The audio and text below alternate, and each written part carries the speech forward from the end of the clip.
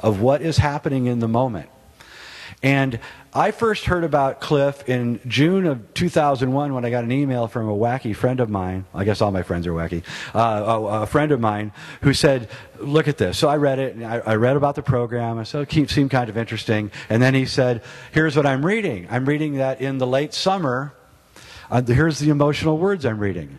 High-rise buildings, airplanes, bombs, terrorists, many die. So I thought, wow, I wonder what that means. So, I put it aside, and then 9/11 happened. So now I was paying attention to this guy. So in 2005, he came out with the next alert, and he said, flood, southern city, many die, big storm, high winds. So I said, okay. And then Katrina happened. So now I've got his stuff on my wall, and I'm watching him now. So he's been right about 20 straight times in little ways. But about a year ago, he came up and he said, I'm getting the biggest reading ever. And it's saying October 6, 2009, or 2008. So, I put it on my wall, and all my friends are watching Cliff and seeing what's going to happen in the world. And that was the height of the crash. That October 6th was the height, when we were at the worst. So now everybody in the know, and you guys are now in the know, is paying attention to Cliff. We want to know what he's finding, right, in the next few years. And Cliff is a completely, totally cool guy. He did like Zazen on top of a 8,000-foot mountain for a week straight, and he was, he's a martial artist, and he's brilliant. And so he got on this radio show, a friend of mine's radio show, and I kind of fed the questions to this guy. I said, ask him this, gonna ask him that.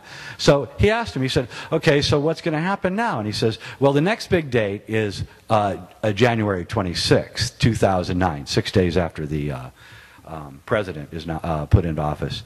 And he said, it's going to be a repercussion from what happened on October 6th. And then the guy says, okay, so what happens then? And he says, in summer of 2009, the United States, it looks like it's going to default on its debt and declare bankruptcy. In 2010, the economy is going to get so bad, and then he stopped and he said, I don't really know how to say this because this is happening all over the world at the same time. It looks like there's going to be a worldwide revolution of where at least 60 different countries, including us. And so now, we're all sweating bullets listening to this guy. And I'm emailing the host, ask him this, ask him this. And so he says, okay, how far ahead can you project? And he says, well, I can project up to about 2012. And he says, oh, come on, everybody's talking about 2012. Tell us about it. So he says, well, this is where things get really weird.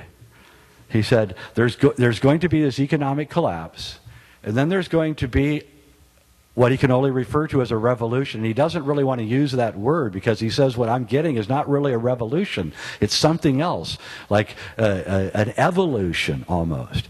And then he said, but what's really crazy is, and I know no one's going to believe this because it's only 4 years from now, but in 4 years, reading the emotional content of what people are saying, everyone is going to be returned to the country into tribal communities by 2012, and growing your own food is going to be 80% of the work that you do every day.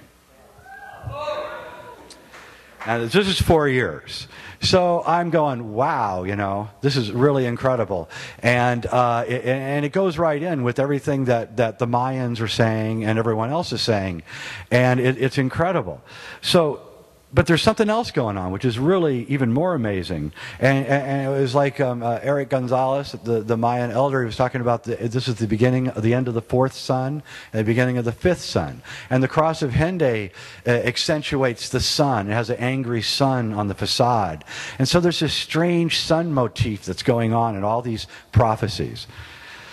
And about 4.5 months ago, for the first time in recorded astronomical history, the sun lost its magnetic field. Its heliosphere, it's called.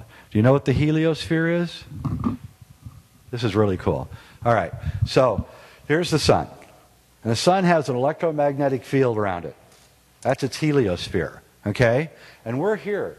We're here in the heliosphere. Here's the Earth, right? Here's Venus. Here's Mercury, right? We're actually in it. And this heliosphere is an electromagnetic field.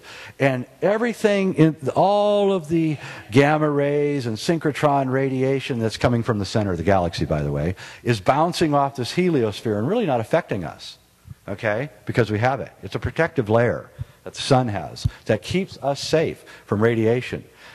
That heliosphere disappeared about 4.5 months ago. There's only been one sunspot and it was gone. Uh-oh.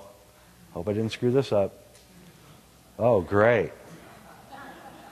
Now they're going to charge us for this one. Okay. Thank you very much, whoever gave me that. And anyway.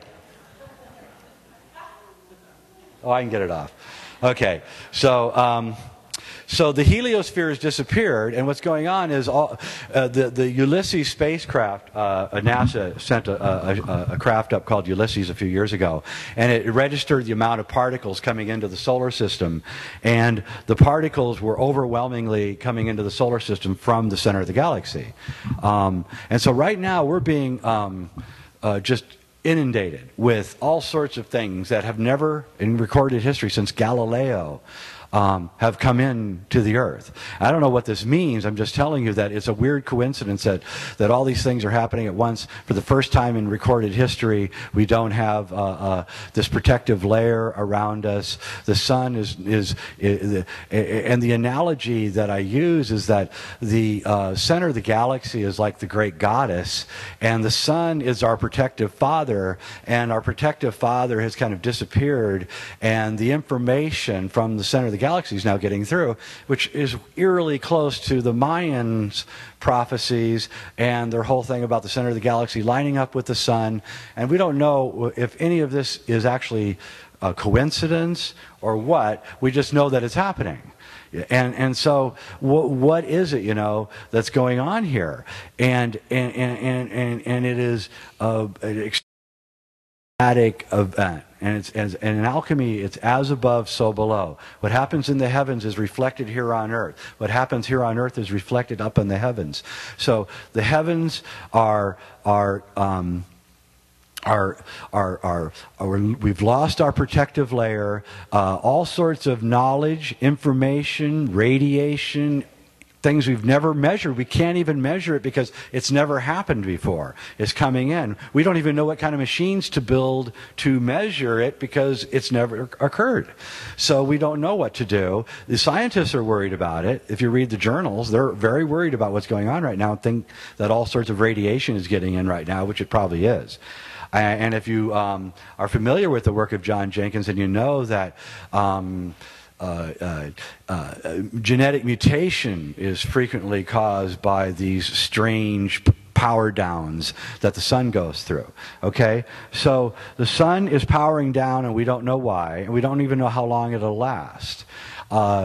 The heliosphere has disappeared, and down here on Earth the markets are crashing. We're on the edge of a famine. They're not here, but in India and China, and we have the greatest crisis in human history unfolding in front of us, and our politicians aren't doing anything about it. They're not even mentioning it. I'm sorry, Democrat, Republican, they're not even talking about it. I wrote a series of letters to Nancy Pelosi a year ago. I was on the History Channel, and I did this show about the end of time, and I kept writing her and saying, how come, I thought the Democrats cared about us, and why aren't you telling people to prepare for what's happening? And her assistant wrote me back this little snarky letter, you're just trying to cause a panic. And I was like, I'm not trying to cause a panic. I'm trying to tell people what's going on, and you guys have a responsibility to do it, and they're not. And so I'm telling you right now, we're moving into some seriously dangerous period. We're moving into a seriously dangerous period of time, but it's not a bad thing. This is where I differ from the gloom and doom people. I think it's a great thing.